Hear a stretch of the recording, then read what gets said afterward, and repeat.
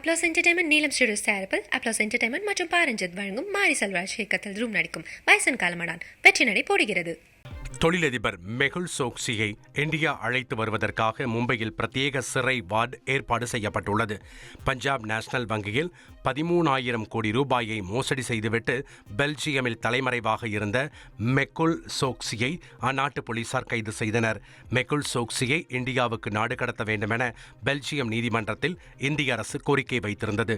இதற்கு இந்திய சிறைகள் மோசமாக உள்ளதாகவும் இது மனித உரிமைகளுக்கு எதிரானது என்றும் மெகுல் சோக்சி தரப்பில் வாதிடப்பட்டது.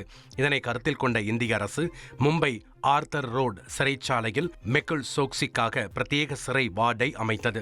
இந்த வார்டில் 2 அறைகள், 3 மின் விசிறிகள், விளக்குகள், ஜன்னல்கள் உள்ளிட்டவை ஏற்பாடு செய்யப்பட்டது.